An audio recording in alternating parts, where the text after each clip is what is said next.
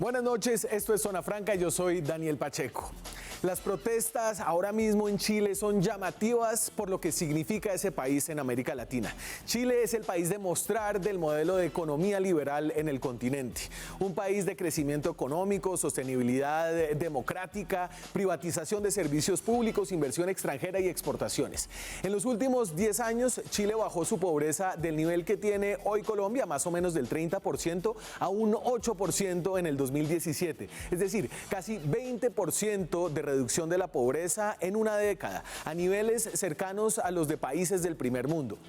Esta es al menos la historia de éxito que algunos quieren seguir contándose mientras califican de terroristas y castrochavistas a los chilenos que están protestando en las calles desde la semana pasada.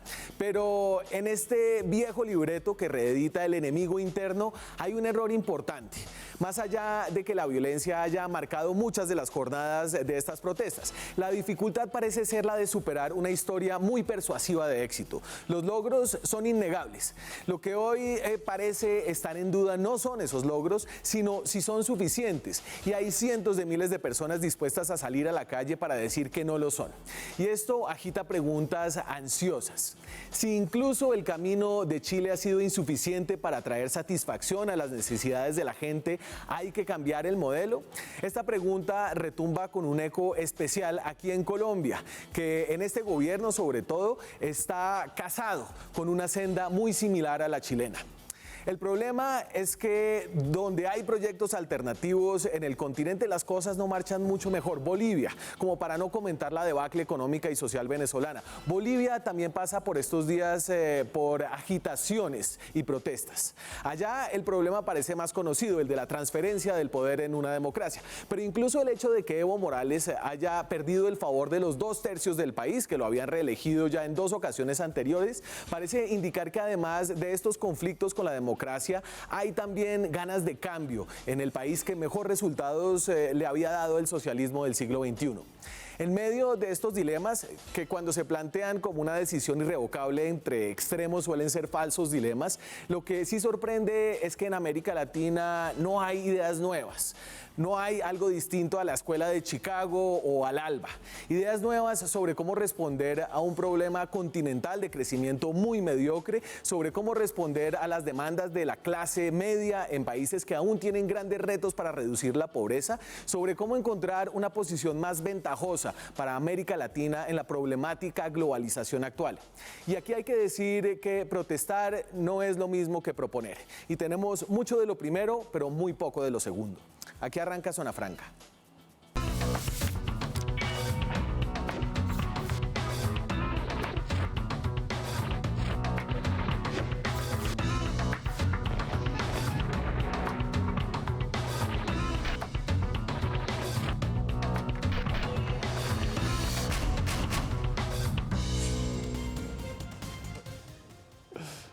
Y esta noche para hacer este recorrido que hacemos otra vez por la región, recientemente hablamos de lo que estaba pasando en Ecuador, de lo que estaba pasando en Perú, me acompañan 3 PhDs, una mesa muy calificada esta noche.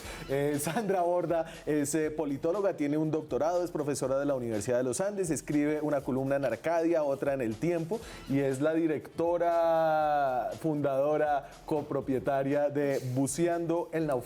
Sí, en el naufragio. En el naufragio. Sí, en el naufragio de la política exterior colombiana. En el naufragio de las relaciones internacionales, es todavía más pesimista. Que es un podcast que pueden encontrar ¿dónde, Sandra? En todas las plataformas de podcast, iTunes, Spotify, la que escojan. Gracias por estar aquí hoy. A usted, muchas gracias por la invitación. Jorge Galindo es sociólogo, no tiene podcast, tiene columna en el diario de El País de España, es también doctorado. ¿Y qué más? No, pues... ¿Le parece poco? Aficionado a la comida y a la música y ya está. El profesor Carlos Patiño también tiene un doctorado, da clases en la Universidad Nacional, es el director del Instituto de Estudios Urbanos, ¿cierto? Sí. ¿Y qué más? Bien, gracias. Bien. ¿Cómo va todo? Hablemos un poquito por dónde arranco. Arranco por la calle chilena. Estas son las imágenes que se han visto. Sigue la gente en la calle. Son, entiendo yo, 18 muertos hasta ahora. hay toque de queda, hay una tensa situación y hay esto en Chile, la estrella de la estabilidad de la economía liberal latinoamericana. Que se pensaba, según las palabras de su propio presidente Sebastián Piñera, era un oasis frente a un continente convulsionado. ¿Quién quiere hablar de Chile? Hablemos de Chile. Hablemos de Chile. No, yo creo que, digamos, hay un fenómeno bien interesante acá. Estaba leyendo justamente un análisis que hizo un politólogo que es uruguayo, pero vive en Chile, Juan Pablo Luna, que le recomiendo a todo el mundo. Tiene un blog bien interesante ahora a propósito de las protestas en Chile, y él básicamente lo que sugiere es que, digamos, esto no es un fenómeno monocausal, no es el resultado de la desigualdad y punto, pare de contar, sino que es, digamos, la agregación de un montón de insatisfacciones que se están activando en la sociedad chilena en esta instancia. Por supuesto, la desigualdad es un problema, pero lo que usted necesita para que se active la protesta social es un poco más que eso. Además, la desigualdad en Colombia y en Brasil, por ejemplo, es más alta que la desigualdad en Chile. Entonces, la tesis que él sugiere es una tesis bien interesante, y es, tiene un escenario de desigualdad y adicionalmente tiene un escenario en el que la representación política está erosionada y la clase política está cada vez más separada de los intereses del chileno común. Entonces, ese nivel de incomunicación hace que la gente no tramite sus demandas y no tramite sus expectativas a través de los partidos políticos, por ejemplo, sino que decida más bien salir a la calle cuando se da un detonante particular, como es el de la subida de los precios del tiquete del metro. Del tiquete de metro. A mí está bien pensar en Chile como el canario en la mina latinoamericana de la economía liberal. Es decir, cuando a Chile, digamos en esta metáfora del canario en la mina, el canario en la mina era el que llevaban para ver si había gases venenosos porque era el primero que se moría. ¿Sirve Chile para hacerse esa pregunta? La metáfora es muy linda, pero no creo que sirva mucho. No, para el realmente canario. linda no es para el canario. Pues digamos que para la presentación del programa puede ser una cosa poética, linda, es poética, es poética, exacto. Yo lo que creo es que, coincidiendo con Sandra, pero yendo un poco más allá, creo que aquí hay varios problemas que se acumulan en Chile. Hay un problema de fondo que es muy importante, y es que recordemos que no hay una constitución que marque la transición de la dictadura a la democracia. Chile sigue manteniendo la misma constitución de 1980 y no hay una constitución nueva que marque una constitución democrática que en esa transición y que supere la dictadura. Eso ya, digamos, genera un problema de fondo muy grave. Pinochet tuvo un asiento vitalicio en el Senado. Exactamente, hasta que se murió. es un aseguramiento de la transición democrática, y una aseguramiento de la transición democrática que además los viejos grupos siguen en el poder con una alternancia y una participación de los grupos, pero no hay una especie de renovación real de la política. Luego, el sistema económico que se implantó de un liberalismo radical, prefiero ese término al término un poco manido de neoliberalismo, el liberalismo radical, el que se planta en Chile, pues no ha tenido una respuesta social real dentro de la democracia, dentro de la transición a la democracia. Esto no ha tenido una respuesta. De hecho, el problema de las pensiones es penosa, pero el problema de la educación pública, solo quiero dar un ejemplo que conozco de primera mano por mis colegas de la Universidad de Chile, es que la Universidad de Chile, que es la universidad pública equivalente a la Universidad Nacional de Colombia, recibe menos del 25% del presupuesto de funcionamiento anualmente. Esto, un poco para ponerlo en proporción, las universidades públicas en Colombia reciben el 100% del presupuesto de funcionamiento. Esto, digamos, y la Universidad de Chile se tiene que buscar el 75% adicional y por la fuera. pone a competir con universidades privadas, y esto es desastroso para todo el sistema, pero eso solo pasa en la educación. Bueno, pensemos lo que pasa en el sistema de salud. En el sistema de salud, adicionalmente, el sistema es un sistema liberal radical donde además los pacientes tienen que costearse gran parte de la estructura de la medicina. No hay una cosa con todos los defectos, todos los problemas que hay en Colombia del CISBEN, del sistema de salud pública, etcétera. En Chile, los ciudadanos se costean sus propias medicinas, que entre otras, como dice un historiador, Mario Garcés, también chileno, dentro de estas cosas que aparecen ahora, resulta que explica en gran parte el saqueo de las farmacias. Todo este asunto, digamos, resulta ser una cosa de fondo. Voy a esto.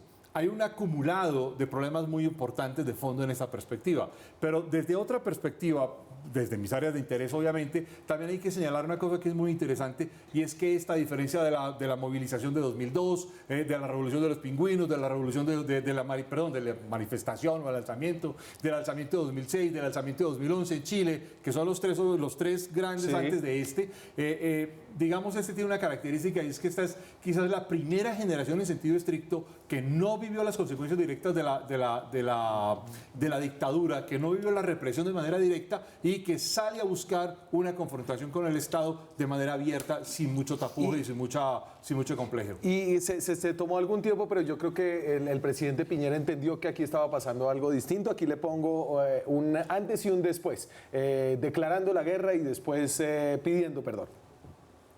Estamos en guerra contra un enemigo poderoso, implacable, que no respeta a nada ni a nadie. Es verdad que los problemas no se han producido en los últimos días, se venían acumulando hacía décadas.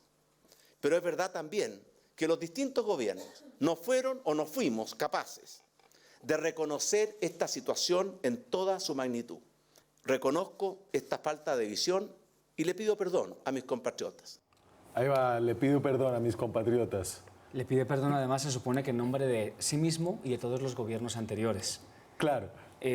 Incluyendo el de él. Incluyendo el de él anterior a este, claro. Exacto, cuando fue presidente por primera vez. Andrés Velasco, que fue ministro en el primer gobierno de Bachelet, es decir, de centro-izquierda, decía en Twitter el otro día algo así como que no hay que pretender, o no hace falta por qué pretender que veíamos venir lo que casi nadie vio venir, como entonando un poco de mea culpa. Él fue ministro de Hacienda, es un economista reconocido ahora mismo, y bueno, yo creo que en el marco de lo que estáis hablando, lo que pasa es que hubo una continuación del modelo después de la dictadura, que en parte fue también para asegurar la garantía de no repetición de la dictadura o de un golpe de Estado. De esto en España sabemos bien bastante, porque aunque sí tuvimos constitución nueva, también digamos que hubo una continuidad después de la muerte de Franco, precisamente para asegurar el Estado. Ahora la nueva generación entiende que ya no hay ningún riesgo, la democracia no está en riesgo, y entonces llegó el momento de pedir cambios que van más allá, porque como ya no hay democracia en riesgo, como ya el sistema básico está establecido, pues podemos plantearnos cambios profundos. Quizás esta es un poco la lógica. Y cambios profundos yo creo que van más allá de lo que Piñera dijo justo después de esa intervención que has puesto. Él pidió perdón y él anunció una serie de medidas. Una subida de un 20% de la pensión mínima, del ingreso mínimo vital, que es como una ayuda para los trabajadores con pocos ingresos, y un par de cosas más que al final pues son incrementos dentro del sistema que ya existe. Pero no es una ampliación, no es una construcción de redes de seguridad que vayan a, digamos, a cambiar realmente la situación de una gran mayoría de la población chilena, que lo que le pasa es que se mueve mucho dentro de esa desigualdad. Cuando uno abre el dato de desigualdad de Chile y mira, lo que observa es que Chile es el país de la OCDE, porque es el espejo en el que se mira Chile. Sí. Chile se mira a sí mismo en el espejo de las economías avanzadas. Colombia también. Y Colombia también, por supuesto. Bueno. Pero Chile lleva más tiempo haciéndolo. Digamos que Chile lleva más tiempo haciéndolo. Sí. Entonces, Chile es el país en el que más gente entra en el top 20% de más ingresos. Y en el que más gente sale del top 20%. Mucha movilidad ascendente. Pero también tiene mucha movilidad descendente. Cuando las cosas van mal, la gente cae de clase social muy bruscamente. Y no hay red de seguridad. Entonces, claro, eso es lo que yo creo que está un poco dentro del reclamo, sin estructurar, sin especificar, porque son movilizaciones sin una cabeza visible, y eso hace más difícil la negociación, dentro de las protestas que Déjenme, existen en Chile. yo me voy a saltar a Bolivia y después juntamos todo y hacemos una masacote en el que ustedes van a lograr, obviamente, por eso tienen tan altas calificaciones, darnos un sentido general acerca de lo que pasa en el continente. Entonces, voy otra vez a las calles bolivianas. Y el tema de Bolivia es distinto. Y traigo a Bolivia, yo lo mencionaba al principio, bueno, hay un problema con el modelo chileno, pero la alternativa no parece ser la alternativa boliviana. En Bolivia tienen problemas distintos y son problemas que han tenido ya muchas veces en Bolivia, que tienen que ver con la democracia y con la transferencia de poderes, ¿cierto? A esta hora creo que he escrutado el 97%, la distancia entre los dos para saber si hay segunda vuelta es de 0.3% de los votos, una cosa así. Tiene que sacarle el 10% Evo a Mesa y va en el 9.9 y pico por ciento. Y entonces, en Bolivia, ¿quiénes son los personajes? Dame de una vez los personajes, ya que somos tan ignorantes acerca de lo que pasa en América Latina. Y son personajes que hemos conocido. A Evo Morales lo conocemos desde el 2006, cuando llegó a la presidencia de Bolivia, el primer presidente indígena, y se quedó ahí. Cambió la constitución, hizo un referendo, después cambió su propia constitución porque le pareció constitucional no poderse reelegir indefinidamente. Es de el MAS, un movimiento con fuertes raíces indígenas. Carlos Mesa, para los que tienen memoria, también es un viejo conocido porque fue el que era presidente antes de Evo Morales y ahora quiere sucederlo. Es decir, aquí no se trata de una pugna entre entre una cara manida, elitista y otra renovadora. Presidente entre el 2003 y el 2005 por la renuncia de Fernando Sánchez, de Lozada a los 14 meses de mandato. Es interesante aquí profundizar un poco en qué condiciones renunció Carlos Mesa. Carlos Mesa era el vicepresidente cuando a Fernando Sánchez, de la élite tradicional, se le monta una serie de protestas que no puede controlar. Intenta controlar con el ejército y manda unos escuadrones de la muerte, que fue como se les llamaron, si no recuerdo mal, en Bolivia, entre 70 y 80 muertos, y Mesa, su vicepresidente, en ese momento se separa del presidente públicamente y dice: yo no renuncio a ser vicepresidente porque tengo una responsabilidad con el país, pero yo no quiero ser parte de lo que este señor va a hacer a partir de ahora. Y cuando renuncia y recae el mandato sobre alguien que ya se había separado. Mesa no es político en ese momento, Mesa es periodista, se hace famoso como periodista, y el candidato a la presidencia, luego presidente de la élite tradicional, le mete porque los partidos ya estaban deslegitimados en ese momento. Pero y entonces, y aquí, como usted lo anticipaba, le voy a robar una idea a Galindo para hacerle una pregunta a Sandra, y es, obviamente aquí hay un tema de transición de la democracia que parece ser un tema distinto al chileno, pero en el fondo lo que sí hay también es que por primera vez Evo Morales no cuenta con mayorías absolutas en una elección, ¿cierto? Había ganado 4 elecciones, un referendo, y en esta ocasión parece también haber un cansancio al menos con el modelo de, digamos, la mejor cara del socialismo del siglo XXI, que es la boliviana. Sí, yo creo que, digamos, yo todavía estoy un poco atenta a las noticias que están llegando de Bolivia porque hay ciertamente dos versiones totalmente distintas acerca de lo que está sucediendo, y la discusión que tuvo lugar hoy en la Organización de Estados Americanos revela claramente que en el hemisferio hay dos posiciones distintas frente a lo que está sucediendo. Una posición que es la posición del secretario general de la OEA, que está defendiendo, digamos, la misión de observadores de la Organización de Estados Americanos en Bolivia y diciendo: esta organización está funcionando bien como observadores, y lo que nos están diciendo es que aquí está pasando algo raro, y que la lentitud en el conteo de votos simplemente se está constituyendo en un escenario de posibilidad para el fraude, y hay que estar atentos y hay que mirar. Pero de otro lado, creo que las dos posiciones más significativas que he escuchado es una de quien era o es, no tengo muy claro, el secretario general de UNASUR, que es Ernesto Samper, que ha salido a defender absolutamente las elecciones y ha dicho: esto es totalmente legítimo, hay que respaldar la votación en favor del presidente Evo Morales y este asunto se acabó. Y la otra es la posición de México en la Organización de Estados Americanos, que está diciendo: es preciso que la misión de observadores de la Organización de Estados Americanos actúe con cautela frente al caso boliviano, no echemos al agua ya la teoría de que aquí hubo un fraude, andemos con un poco de cautela. Finalmente, creo que la otra versión, que es la versión de Human Rights Watch en cabeza de Vivanco, sí ha sugerido abiertamente que lo que está sucediendo en Bolivia es un fraude, y que es absolutamente necesario que la comunidad internacional intervenga. Entonces, hoy, a diferencia de lo que está sucediendo con Chile, por ejemplo, hoy tenemos una historia menos terminada sobre lo que pasa en Bolivia. Definitivamente. Y no hay resultados. Dos anotaciones sobre lo de Bolivia. Primero, hay que recordar que en 2016, en el referéndum para aprobar una nueva reelección de Evo Morales, lo perdió.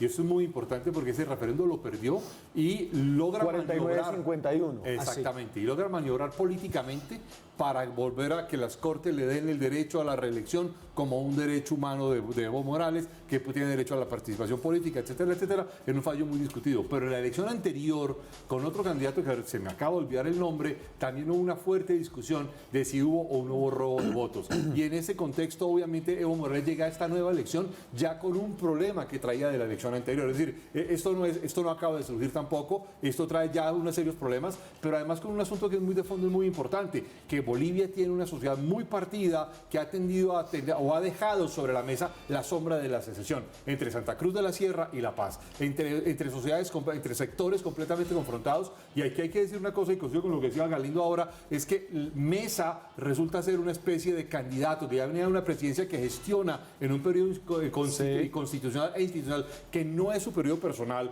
pero que además aparece como una especie de candidato para poder establecer una especie de puente que pudiera reconstruir un tejido y mantener a Bolivia unida. Hay que recordar que se ha dicho mucho desde la presencia de Lula da Silva que Evo podría ser la garantía de una fractura de Bolivia desde adentro. Me voy a la pausa. Cuando regresemos ya con las cartas sobre la mesa tratamos de hilar significados latinoamericanos, lo cual siempre resulta muy difícil, pero haremos el intento. Ya volvemos. Seguimos en Zona Franca, son las 9:23 de la noche, estamos en directo desde Bogotá esta noche. Latinos en la calle, ese fue nuestro hashtag. Muy reggaetonero. Pero además tiene un doble sentido, no sé si lo captó, ¿no? El reggaetón es el único doble que capté, o sea, que ilumíname. Porque están en la calle protestando, pero también están en la calle porque están varados, no tienen plata. Ah, el baile de los que sobran. El baile de los que sobran. ¿Cuál es la referencia reggaetonera? ¿Eh? Es que Galindo es millennial. Es que yo escucho mucho reggaetón, entonces todo me suena a reggaetón. Hashtag Latinos Calle Reggaetón. Es mi mente funcional. Pero entonces hay como un relato generalizado acerca de lo que pasa, no solamente ahorita en Chile, en Bolivia, lo que pasó en Ecuador, lo que pasó en Perú, y es el tema de la desigualdad, que se ha utilizado como un concepto como abarcador, pero los datos al menos no dejan un poco ese relato tan claro. Dame el de Gini Latinoamérica, por favor. Y entonces aquí tengo una comparación, esto es del Banco Mundial, hasta el 2017, del 2000 al 2017, para Bolivia, Chile, Colombia, Ecuador y Uruguay. Y excepto en el caso chileno, donde la caída de la desigualdad se estancó desde el 2016, más o menos, básicamente. En los otros países ha habido unas caídas constantes y en algunos casos importantes de la desigualdad. El caso boliviano es el más notable. Colombia, digamos que mejora bastante, Ecuador también, y entonces esta mirada, un poco estas cifras me llevan a estrellarme con esta explicación abarcadora de la desigualdad. Pero fíjese que por eso justamente decía al comienzo que uno no puede jugar a las explicaciones monocausales acá, y además tiene que tener mucho cuidado con el ejercicio comparativo que usted está mostrando ahí, porque las causas de la protesta en Bolivia son muy distintas a las causas de la protesta en Chile. Creo que en el caso de Chile y Ecuador es mucho más fácil asociar la protesta social con las condiciones económicas, sí, pero yo no creo que necesariamente la explicación tenga que ser simplemente a mayor nivel de desigualdad, mayor posibilidad de protesta. Creo que la cosa es un poco más complicada que eso. Una de las tesis que he visto en varios de los argumentos que han construido politólogos chilenos sobre este tema tiene que ver, por ejemplo, con cómo la simbología y el metro como el lugar de encuentro de las desigualdades. Entonces ellos dicen, y esto ojalá no lo vayan a oír en Bogotá porque ahí sí no construyen metro nunca, pero ellos dicen el metro es un lugar de encuentro de la desigualdad. Cuando usted comunica una ciudad como Santiago de un lado al otro, le da la posibilidad a la gente que a través del medio de transporte se encuentre mucho más de frente con la desigualdad, y eso probablemente active la protesta social. Eso, si alguien quiere construir una tesis bien loca, puede decir que esa es la causa por la cual no han construido un metro en Bogotá, para evitarse la protesta social. O sea, en vez de unas élites obtusas tenemos unas élites inteligentísimas y maquiavélicas. Pero justamente el argumento a mí me parece que es un argumento bien interesante, porque ellos dicen hay un montón de ciudadanías y de movimientos sociales que se han venido articulando a través de demandas distintas a la desigualdad o relacionadas con la desigualdad, pero entendida de una forma distinta. Y usted se encuentra en las protestas, por ejemplo, a muchos grupos de feministas activando la protesta alrededor de los problemas de género y de discriminación. Se encuentra gente que está protestando ya lo mencionaba alguno de ustedes, por el acceso a los servicios de salud y el acceso a otro montón de cosas que debería prestar el Estado, y se encuentra gente que simplemente está protestando porque se da cuenta que además del nivel de desigualdad enorme que hay, el sistema impositivo chileno está simplemente profundizando ese nivel de desigualdad. La impresión que tiene la gente es que los ricos no están pagando impuestos y al contrario sí están recibiendo muchos de los dividendos que provee el Estado. Entonces creo que ahí hay una conjunción. De nuevo recomiendo mucho ese artículo de Juan Pablo Luna, porque él hace el ejercicio de decir esto es una transposición de un montón de demandas de gente que de diversas formas se ha empezado a sentir alienada del sistema político y no encuentra, como dije al principio, otra forma distinta de transmitir su mensaje. Lo cual lo hace que la solución sea mucho más compleja. Que simplemente salir a decir, perdón Carlos, que simplemente salir a decir, como lo mostraba su clip, reconocemos todas sus demandas y entonces ahora las vamos a satisfacer. Yo creo que la cosa es más complicada que eso. Retomando la simbología de la que dice Sandra, hay otra lectura frente al metro, es que el metro representa el sistema, representa el Estado, y los supermercados representan el mercado. Y por tanto hay que saquear el mercado y hay que destruir el Estado. Y esta es una lectura también, digamos, que ha aparecido en los últimos 2 o 3 días y se ha vuelto una lectura, digamos, un poco de explicar por qué la destrucción tan fuerte frente al metro y por qué el saqueo de los supermercados. Y digamos, mostrando un poco hacia dónde podría virar la cosa.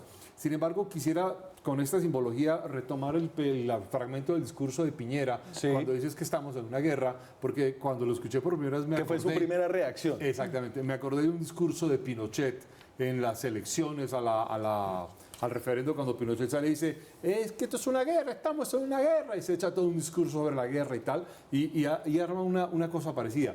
En esto es muy extraño, además que Piñera lo dice, pero a renglón seguido cambia otro tono y dice otra cosa completamente distinta y plantea otro discurso. Sin embargo, hay que recordar que Sebastián Piñera tiene una seria acusación por malversación de fondos, porque tuvo un banco hace 30 años y tuvo una malversación de fondos, tiene una serie de acusaciones por no haber pagado impuestos durante 30 años en muchas de sus propias empresas, y lo que decía Sandra hace un momento, pues hay una serie de acusaciones contra los grandes sectores empresariales de no haber pagado los impuestos suficientes frente al Estado chileno. Pero más allá de eso, es que el problema, y lo decía ahora Jorge hace un rato, es que lo que se ha planteado es una serie de subvenciones dentro del sistema, pero no un replanteamiento del sistema a fondo. Es decir, no hay una reconcepción del Estado chileno dentro de una concepción de lo que llamaremos en Colombia el Estado de Derecho, y no hay una idea, digamos, de cambiar o de modificar este asunto, sino de mantener el mismo Estado liberal radical frente a esas perspectivas, pero no un cambio de fondo. No hay un cambio de fondo, y esto es lo más importante. Y obviamente lo que parece ser, y lo que tiene más, digamos, preocupado y angustiado a la élite chilena, desde mi perspectiva en este momento, es que a pesar de la represión, no cede las manifestaciones. De hecho, en este momento hay una serie de manifestaciones de nuevo con mucha fuerza en Santiago de Chile, pero que este asunto no cede y no se mueve.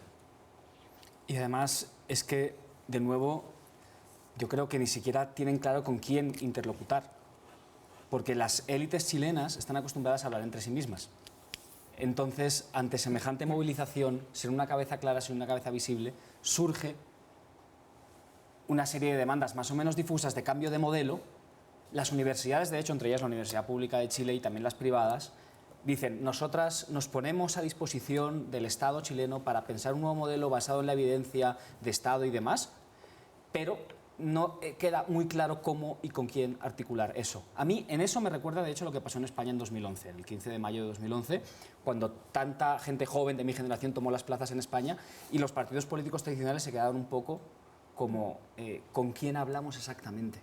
Que una pregunta que tiene, no sabemos exactamente con quién interlocutar, con quién hablar, con quién sentarnos a hablar, aunque quisiésemos, no lo sabríamos. Y esa, entre otras cosas, es una de las grandes críticas que le han hecho a los partidos de oposición en Chile, porque tampoco han logrado, en esa tensión grande entre si uno condena el uso de la violencia en la protesta y entonces se aleja de aquellos que están protestando, o si se hace el loco y entonces termina justificando y legitimando la protesta, a pesar de que haga uso de la violencia, no han sabido articular una posición posición clara frente al gobierno y la reacción del gobierno y frente a la protesta. A ver, y en medio de la protesta en América Latina siempre surgen los viejos fantasmas del enemigo interno, de la protesta chavista en este caso. Usted me señalaba que en Chile es importante hablar del papel de los militares, a pesar de que esta es una generación que no es la generación de la dictadura, la que está en la calle hoy. No es la generación de la dictadura, pero aquí hay una cosa bien interesante que le escuchaba yo a una analista esta mañana chilena y ella decía, claramente ellos no vivieron la dictadura, pero sí vivieron el miedo de sus padres frente a la dictadura. La desconexión no es tan grande como la gente se imagina y yo creo que una de las razones por las cuales la protesta en Chile se tornó tan violenta fue justamente por la respuesta del Estado. En un país, lo que pasa es que acá en Colombia es difícil hablar de esto porque aquí todo el mundo está acostumbrado a ver militares en la calle todo el tiempo y no les sorprende, pero en el cono sur, la presencia de los militares en la ciudad, los militares están para la defensa externa, no están para estar en la calle haciendo labores de seguridad, esa es la labor de la policía. Luego en el cono sur, sacar a los militares a la calle para controlar la protesta social es un acto de hostilidad enorme y adicionalmente sí levanta muchos fantasmas y muchos miedos sobre el papel que deben jugar los militares en política y frente a la protesta social. El gran problema que ha tenido Chile hasta este momento, y ahí están las cifras por todas partes, pues ya van 18 muertos, pero los escenarios de violación a los derechos humanos en el trato de los militares hacia la gente que está protestando en este momento son absolutamente aterradores, porque los militares del cono sur no son tan buenos con los derechos humanos. Entonces, y en general los militares no son buenos aplacando protestas. Claro, ese es el trabajo de la policía. Ese no es el trabajo de ellos. Exacto. Así es. Y entonces de esta discusión me queda cada vez menos claro que aquí haya lo que se pueda llamar como una insatisfacción con los valores básicos de la democracia, ni en Chile ni en Bolivia. Pero redundemos una cosa, Daniel, antes de que nos vayamos del tema de los militares. De nuevo, el fragmento de Piñera diciendo estamos en guerra, luego sale el general Javier Iturriaga diciendo yo no estoy en guerra con nadie, soy un hombre feliz, no estoy enfrentado a nadie. Pero hay que recordar además que los militares en Chile, a diferencia de los militares, por ejemplo, en Colombia, tienen un estatuto y unas autonomías que son completamente plenas, pero además tienen fuentes de ingresos. Todo el ingreso de la minería del cobre le da un gran dividendo a los militares, que es un ingreso propio de las fuerzas militares que en Colombia, por ejemplo, los militares no tienen. Pero adicionalmente es que los militares de Chile tienen unas ciertas garantías de impunidad frente a la acción, frente a este estado de excepción que en Colombia tampoco se carece. Yo digo porque esta comparación que sale de Andrés es muy importante, porque pensamos que es lo mismo, no es lo mismo, que hay unas diferencias de fondo muy importantes que además demuestran una agresividad de la respuesta frente a este asunto, pero que además demuestra también la improvisación y el temor que ha tenido el gobierno chileno de ser arrasado por unas protestas que no tienen claro cómo se mueven. Lo que pasa es que en el primer día quemaron 40 estaciones de metro. Sí, pero aún así... Además tienen muchas estaciones de metro, el de metro de Bogotá va a tener solo 16. O sea, cuando salió la primera encuesta que salió sobre las protestas, que la sacó CADEM, si no recuerdo mal, lo que decía esta encuesta es que había un 65% de la población chilena que apoyaba el tema de no pagar el billete de metro, las evasiones masivas que se llamó allí. Pero había un 90% de la población chilena que estaba en contra de la protesta violenta. O sea, realmente el gobierno tenía a toda la sociedad de su lado en el tema de la protesta violenta. No lo tenía en la cuestión de la protesta pacífica. Entonces, ahí yo creo que en esa encuesta el mapa de acción estaba claro y no tenía por qué incluir a los militares. Claro, digo esto sin saber, porque no soy un especialista en seguridad, cuáles son las capacidades del Estado chileno para responder solo con la policía ante el desafío que tenía ante sí. Que esa es una pregunta, digamos, más de orden técnico, pero que, sin embargo, pues digamos que hay que tener en cuenta que, al fin y al cabo, no es que tuviésemos a un 35-40% de la población, como sí que, por ejemplo, puede suceder en Bolivia ante la situación actual, a favor de protestas más o menos violentas, porque hay un candidato por el que ellos votaron que piensan que no está siendo reconocido. Me voy a la pausa, se me quedó un poquito Bolivia en el aire, no hemos logrado, como predije, sacar un significado latinoamericano, siempre es muy difícil. Es que seguiré intentándolo. Chile es Chile. Seguiré intentándolo después de la pausa, ya volvemos. Seguimos en Zona Franca, son las 9:40 de la noche. Obviamente las protestas y las redes sociales dan para momentos increíbles. Esto es Enredados.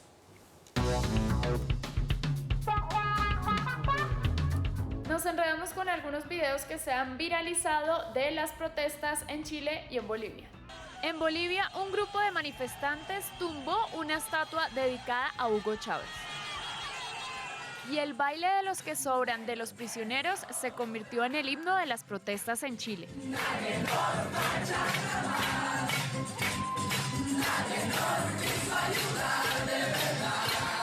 Y mientras muchos creían que Uruguay estaba más o menos así, resulta que no.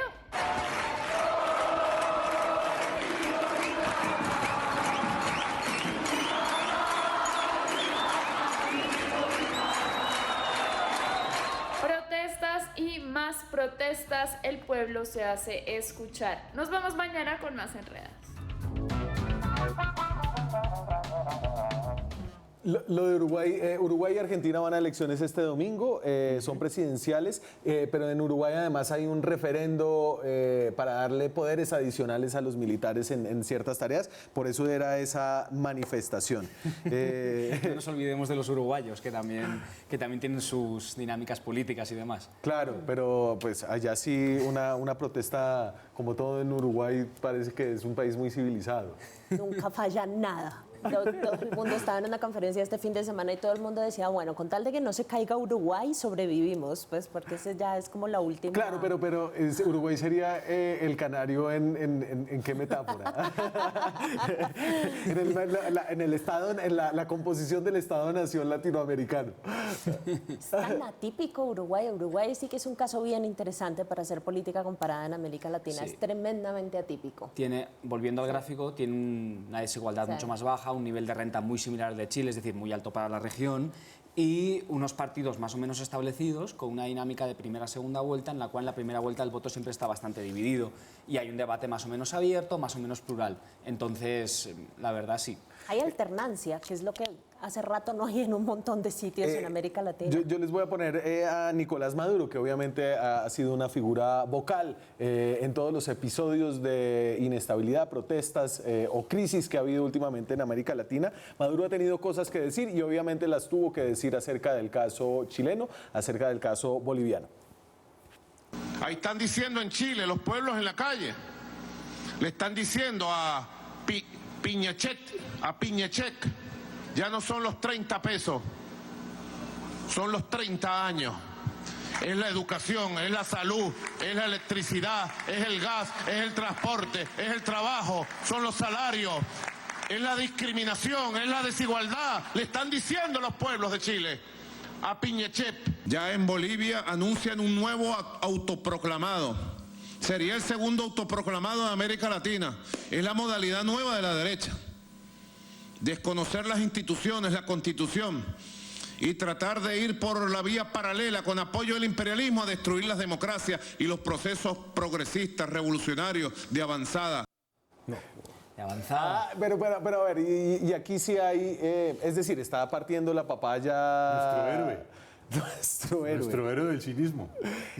Perdón, pero es que el escenario se lo creó Almagro. Ajá. Digamos, aquí lo que hay antes de estas declaraciones es una declaración, un comunicado oficial de la Secretaría General de la Organización de Estados Americanos diciendo que la protesta social está siendo en una muy buena parte o resulta en una muy buena parte de la influencia de Venezuela. Después el canciller, antecitos, el canciller colombiano habla en una entrevista de los venezolanos violentos que se están moviendo por toda América Latina. La vicepresidenta hace lo mismo. Y entonces, ¿cuál creen que va a ser la respuesta si eso es casi un halago para Maduro? Claro, Si le están diciendo que su país es un país tan absolutamente poderoso que está en condiciones de exportar protesta social a lo largo y ancho de América Latina, si yo fuera él, también me llevaría el crédito. Pero les hago la pregunta, ¿está relacionada Venezuela con la protesta social en los distintos casos en los que ha sucedido en el continente? En alguno de los casos hay un solo venezolano preso por participar en la protesta y ser violento. En Ecuador hubo récord de unos. eso? ¿Unos? Esa fue la noticia. No estamos hablando de la noticia falsa que salió con foto y todo, en la que no eran ecuatorianos los de la foto, sino que eran uruguayos de otra época y en otra protesta, ¿cierto? No, estamos hablando de los extranjeros que según Lenín Moreno estaban influenciando la protesta en ese Estamos hablando momento. de algo que en cualquier caso no parece ser, no hay pruebas al respecto. No es que hay. a mí lo que me sorprende es que Vladimir Putin tiene que pelear para que digamos, le hagan caso en otros países en los que realmente él intenta meterse, digamos, con bots, con técnicas de guerrilla online y tal. Maduro no lo necesita. Es que Le ni dan el siquiera lo crédito necesita, le sin hacerlo. proyectamos el poder desde fuera. Sí. Se le regala. Se le regala el poder, se le yo regala no la creo. autoritas. Yo creo que esto es una exageración, ¿no? ¿Saben? A ver, es la paranoia permanente. Sí, claro, y es la de- manera de justificar. Yo lo que creo es que se produjo un momento de explosión en diversos lugares por diversos motivos, porque además no es la misma protesta, Sí. no son las mismas cosas, no son las mismas causas, no son los mismos escenarios, y se le regala además un escenario de poder e influencia a Venezuela que no lo tiene, y además aquí esto lo que muestra es una miopía de los grupos gobernantes, una miopía de las élites gobernantes, de no saber a qué se están enfrentando, pero sobre todo de no tener tampoco con qué responder. Miopía sí y no, porque digamos la estrategia política es deslegitimar a la protesta social vinculándola con el régimen de Maduro. En Colombia estamos súper familiarizados con esa estrategia porque era lo que hacíamos antes del final del conflicto, el semifinal del conflicto con las FARC, que decíamos toda la protesta social Claro. está infiltrada por las FARC. Entonces ahora ya el fantasma no es las FARC, sino que es Maduro, y esa es la mejor forma de decirle a la gente que está protestando, sus demandas no son válidas y no son legítimas, usted es solo una manifestación del bolivarianismo de Venezuela, se acabó el negocio. Pero el cinismo se les devuelve en la cara a los Claro, mandatarios claro. de derecha que están enfrentando protestas sociales en sus propios países, criminalizándola, y quienes al mismo tiempo lanzaron su apoyo decidido a las guarimbas venezolanas. Pero si en ambos casos, tanto Lenín Moreno como Sebastián Piñera, después de medio sugerir uno, decir más o menos claramente el otro que había infiltración externa, Sí. tuvieron que dar un giro de 180 grados y sentarse, en el caso de Lenín Moreno y en el caso de Piñera, acceder a hacer cambios de política pública, precisamente porque eran perfectamente conscientes de que las demandas eran exclusivamente internas. Perfecto, me voy a la pausa, ya regresamos. Interesada. Seguimos en Zona Franca, faltan 9 minutos para las 10 de la noche. Estamos en directo desde Bogotá tratando de encontrar sentido en todo lo que pasa en el continente, lo cual es muy difícil, porque yo no me voy tampoco con una idea de que esta es una crisis de la democracia. Y aunque esto sugieren las preguntas que sigue haciendo el Latinobarómetro, que es como una encuesta latinoamericana acerca de cuando le preguntan a la gente. Es una encuesta de verdad. Y sin el cómo. Digamos, ¿cómo una encuesta sirve para otras? Pero esta sí es en Es serio. una encuesta. Ya, como una encuesta esa es la lo aplica que- la Universidad de los Andes, Sí, ¿cierto? señor. Entonces, lo azul, apoyo a la democracia. Y entonces aquí le preguntan a la gente, ¿usted qué tipo de régimen apoya? Entonces, democracia ha ido, pero fíjense que tampoco es muy grande la Hombre, es... Sí. Asusta. del da 61 al 48, da una vértigo. caída del 11 puntos desde el 2010 hasta el 2018. Pero te cambio el titular. El titular puede ser, desde el año pasado, por primera vez, no hay una mayoría de latinoamericanos, y esto es exactamente igual en Europa, por cierto, y en Estados Unidos y en Canadá, Sí. que apoye a la democracia como sistema preferido de gobierno. Esto es un fenómeno común a todo Occidente, a todas las democracias occidentales ahora mismo. Pero entonces déjeme aquí recoger la pita y yo digo, donde hay mayor inestabilidad y insatisfacción por el gobierno es donde hay unos regímenes de derecha democrática No, no funciona así. que realmente... No se correlaciona. Ojalá Si fuese, usted eso no se ojalá fuese correlaciona. tan fácil. Ojalá fuese tan fácil, pero me temo que no. No, y además yo creo que ahí hay una cosa que es súper interesante, y es que eso está recogiendo, cuando usted le habla a la gente de democracia, está hablando de un montón de cosas, está hablando de Estado de Derecho, está hablando de instituciones, está hablando de partidos políticos, está hablando de muchos fenómenos simultáneamente, pero en general la percepción que tiene la gente, y eso es lo preocupante de todo este asunto, es que el sistema político no le está permitiendo satisfacer sus necesidades. Y ahí el problema es grande, porque eso es un escenario para populismos perfecto. O sea, todo lo que usted tiene que hacer como político es salir a decirle a la gente, no crean los partidos políticos, que los partidos políticos no sirven para nada. ¿Les suena familiar eso? No crean en las instituciones, que las instituciones son unas burocracias atestadas de corrupción y es mejor hacer las cosas de otra forma. Eso lo que hace es abrir un espacio para el discurso desinstitucionalizador, que es ¿Eso fue un peligrosísimo en el sablazo a largo Carlos plazo. Fernando Galán? Muy sutil me me tocó, quedó. me tocó, Muy sutil me quedé me quedó. pensando. Me quedé pensando. No, y sutil. además lo preocupante es cuando uno coge ese gráfico que ha mostrado y lo descompone por edad, lo más preocupante Sí. es que es mi generación, millennial, y los centennial, la que viene después de mí, Sí. la que muestra un desencanto mayor con la democracia. tanto en el latinobarómetro como en el barómetro de las Américas, como en su equivalente europeo, como en su equivalente estadounidense. Hay un descreimiento o una posición tibia, de hecho, con respecto a la democracia, porque lo que pasa es que, por ejemplo, el barómetro de las Américas no solo pregunta así, pregunta de 1 a 7, ¿cómo de acuerdo está usted con que la democracia es el mejor sistema de gobierno? Y lo que vemos no es que la gente se pasa del 7, que es totalmente de acuerdo, al 1, que es nada de acuerdo, sino que se pasa al 3 o al 4, que es como, bueno, quizás, Ahí puedo los probar otra cosa. Los indiferentes ¿no? aumentan, además, que aumentan Exacto. bastante. Eso es. Y entonces aquí sí encontramos un relato común para terminar el programa acerca de lo que podría ser un momento, digamos, no de una amenaza inminente de los populismos, pero sí un caldo de cultivo que en un futuro no muy lejano podría dar para algunos de esos populismos. Yo creo que lo más preocupante de esto es que no hayan propuestas claras ni de los partidos, que no hayan propuestas claras de los gobernantes, pero lo que más me preocupa a mí es que además quienes protestan tampoco tengan liderazgos. O sea, no hay unas protestas, no hay unas propuestas, no hay claridad de qué es lo que se exige. La falta de programa político implica que hay una especie de caos hacia dónde va el asunto. Eso es el caldo de cultivo desde mi perspectiva. Una crisis porque no hay una política. claridad, exactamente, no hay una claridad, digamos, de que el sistema pueda producir un resultado que sea sostenible institucionalmente. Y en esas condiciones, pues obviamente esto implica una especie de desgaste permanente. Ahora, hay que recordar que la democracia es necesariamente un proceso, y siempre es un proceso que implica debate, implica disenso, implica confrontación. Una de las grandes discusiones, y aquí para recordar un gran sociólogo, Charles Tilly, frente al tema de la violencia colectiva, es cuál es el límite entre la política y si la violencia rompe la política. Y en este caso, y ahí siempre tenemos esta discusión acerca de si hay una marcha de 100.000 personas y 5 rompen unos cajeros y pintan, que se deslegitima toda la protesta. En este caso yo creo que esa discusión siento que hay que superarla un poco. Sí, yo tengo la tesis primero de que es absolutamente necesario que sobre todo la gente que transmite lo que sucede con las protestas, ustedes Sí. los medios de comunicación empiecen a notar un poco los matices en el uso de la violencia. Lo hacemos muy mal, ¿o porque, no? Sí, porque no es lo mismo rayar un bus de Transmilenio que incendiar el periódico El Mercurio todavía con gente adentro. ¿Sí? Son dos formas de protestar totalmente distintas y los matices ahí importan mucho.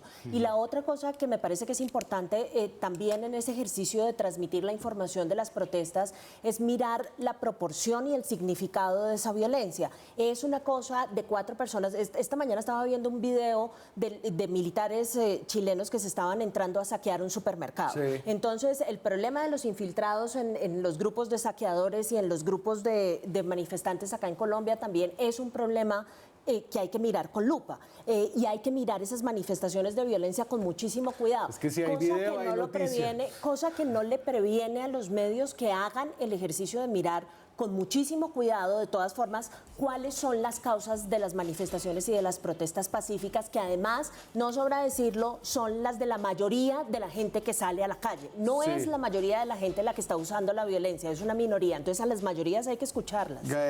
Me fui sin hablar de Argentina y Uruguay que van a elecciones. En Argentina va a ganar el peronismo, parece. Lo si que las dicen las encuestas es que gana en primera vuelta el peronismo, que ganan los Fernández. Y en Uruguay, Y en Uruguay lo que dicen las encuestas es que habrá segunda vuelta con el Frente Amplio en primera posición.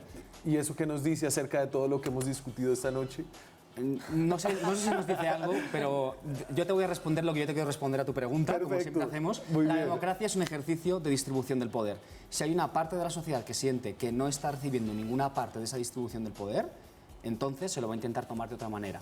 Hay que revisar la manera en la cual distribuimos poder, porque si no, en el peor de los casos se lo van a tomar y en el no sé cuál es peor, que se lo intenten tomar o que se salgan completamente A del ver, proceso. y yo resalto, y lo tomo de Patiño, y es que hay también una falta de ideas y de ideas nuevas en torno a cómo insertarse mejor en la globalización, a cómo darle la vuelta al liberalismo o incluso a las economías que están más a la izquierda. Y no sé, y las ideas de ustedes. Pues es que en esa cosa de los modelos de desarrollo, América Latina ha sido como la región menos creativa que hay sobre la faz de de la Tierra.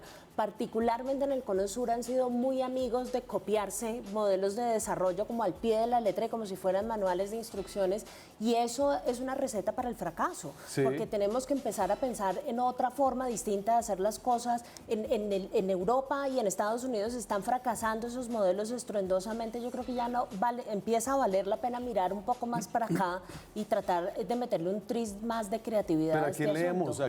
¿A Ahora, Daniel, yo qué no- hay que leer? No sé, no tengo ni idea, pero lo que sí sé es que no sé con quién iba a sacar el programa, pero yo sí quiero preguntarme, bueno, ¿y qué pasa con Colombia en ese contexto? Porque esto se está moviendo fuertemente y va a ser emocionante este fin de año. Tengo un minuto, son las 9:59, entonces déjeme en punta acerca de lo que usted ve en Colombia y cómo podría ser nuestra primavera latinoamericana. No, ahí hay, digamos, una ¿En serio, abundancia. después de esta discusión, usted va a bautizar este fenómeno una primavera latinoamericana? Además, perdón, pero como persona que viene de fuera, donde hay primavera, a una ciudad donde no existe la primavera, no te lo voy a Exacto, para permitir. empezar, estoy diciendo Ay, que eso miremos sí lo depende. nuestro. O sea, Es el otoño depende. eterno, es el otoño eterno. Este programa se ve también en Medellín. Yo me voy, muchas gracias a ustedes. Nosotros terminamos esta semana con elecciones. Recuerden, también en Colombia tenemos elecciones este domingo. Nos vemos nosotros mañana con más periodismo, con más debate, con más opinión. Chao.